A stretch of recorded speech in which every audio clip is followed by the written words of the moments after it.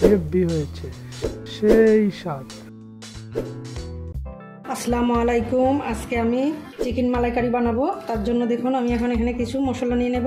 দিয়ে দিচ্ছি ধনিয়া পাতা, তারপরে কাঁচামরিচ, কাজু বাদাম, তারপরে কিশমিশটা এভাবে মিহির করে দিলে অনেক সুন্দর মিষ্টি একটা ঘ্রাণ বের হয়।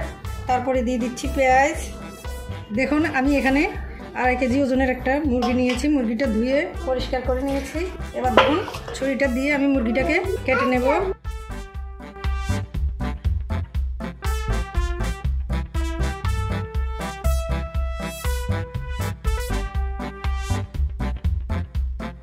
মুরগিটাকে এভাবে কেটে নিলে মশলাগুলো ভালোভাবে ঢুকে আর রান্নাটা অনেক ভালো হয়, খেতে অনেক মজা লাগে।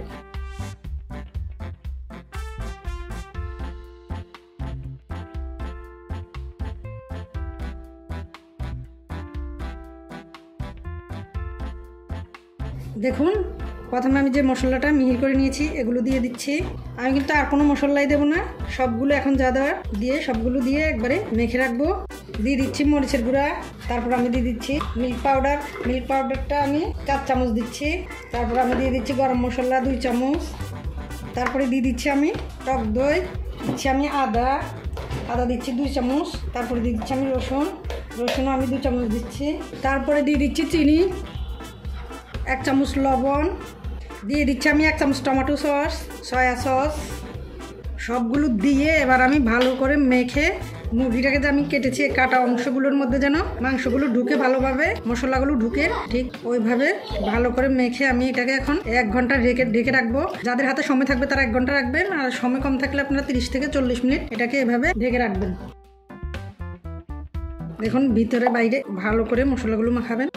এটাকে আমি এখন 1 ঘন্টার মতো এইভাবে ঢেকে রাখবো। ঠিক 1 ঘন্টা পরে আমি চুলায় বসাবো। দেখুন আমি মুরগিটা প্রেসার কুকারের মধ্যে দিয়ে দিচ্ছি। আমি কিন্তু আর কোনো মশলা দেবো না, যে মশলাগুলো দিয়ে মেখে রেখেছি ওই মশলাগুলো দেবো, আর দিয়ে দেবো একটু ঘি আর একটু তেল। দেখুন 1 চামচ দিয়ে দিচ্ছি তেল, আর দিয়ে দিচ্ছি দেখুন আমি ঘি। তেল আর ঘিটা দিয়ে আমি আবার একটু নাড়াচাড়া করে মেখে প্রেসার কুকারের মুখটা লাগিয়ে দেবো।